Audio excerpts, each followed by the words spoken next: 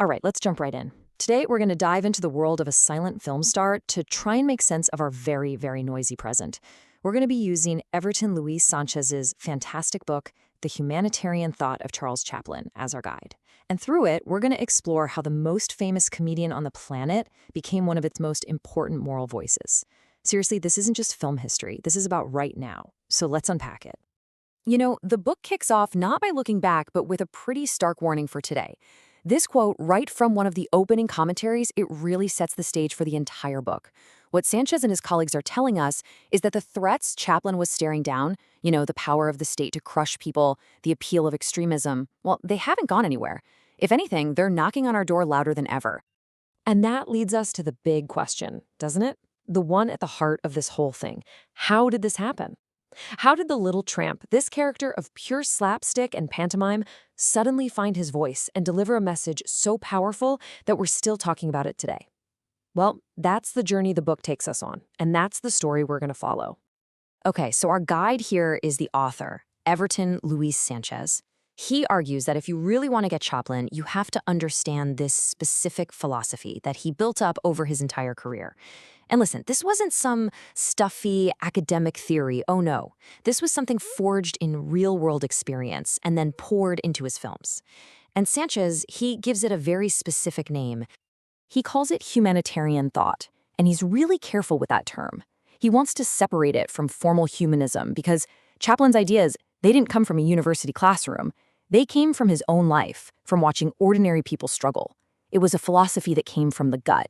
And it all boiled down to one single powerful idea, that every single human being has a dignity, a value that is absolute and untouchable.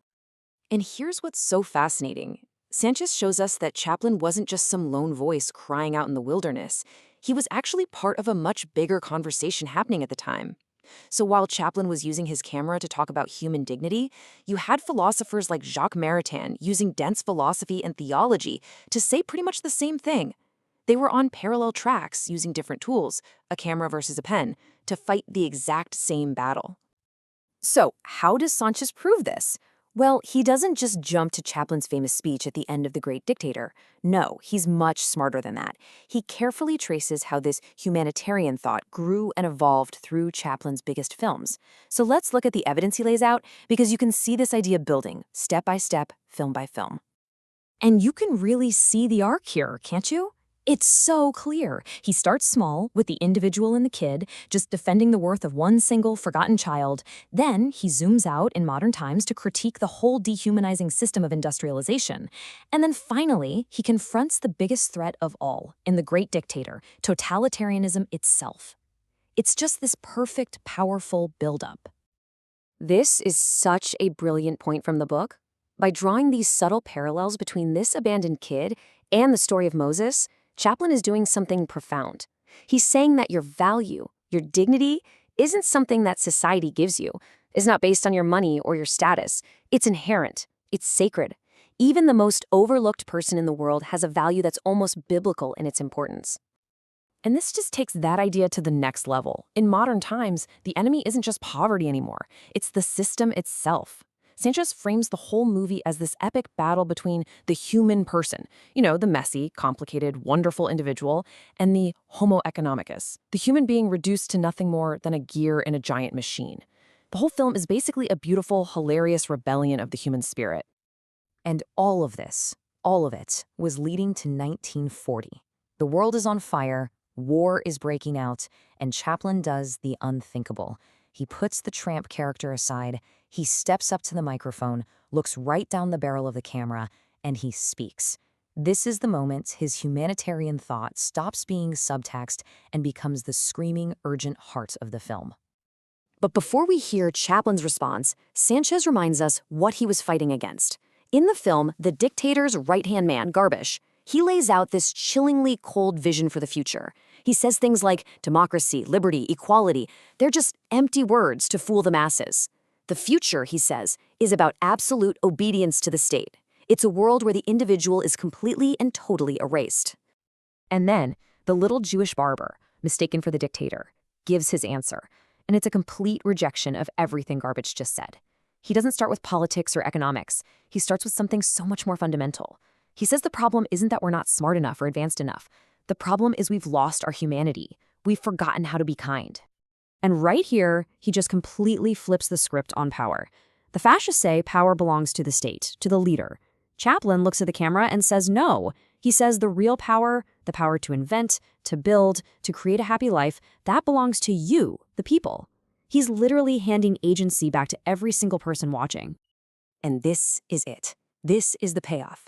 After decades of building these ideas into his art, Chaplin just comes right out and says it. This is the core thesis of his humanitarian thought. It's a direct call to action, a plea for us to unite, and a defiant shout that a better, more decent world is not just some dream, it's something we have to fight for.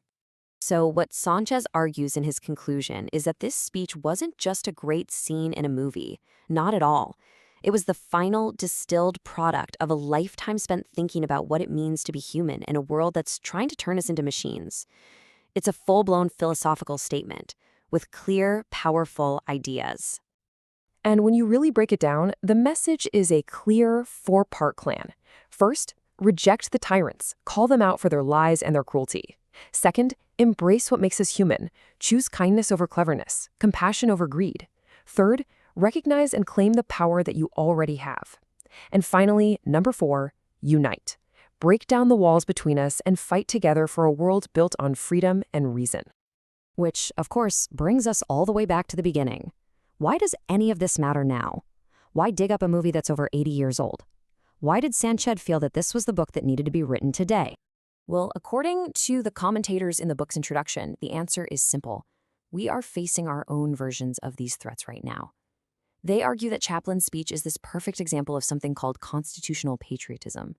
That means being loyal not to a country or a flag, but to the universal values of human dignity and freedom. It's the perfect antidote to rising extremism and what they call social Nazification, which is their phrase for how hate and division become normalized in a society. In the end, what this incredible book shows us is that Charles Chaplin wasn't just an entertainer. He was a philosopher holding a camera. He understood that the great battle of his time, and, let's be honest, of our time too, is this constant, ongoing struggle to simply see the humanity in each other. And his work leaves us with a pretty heavy question. In this story that never ends, what part are you going to play?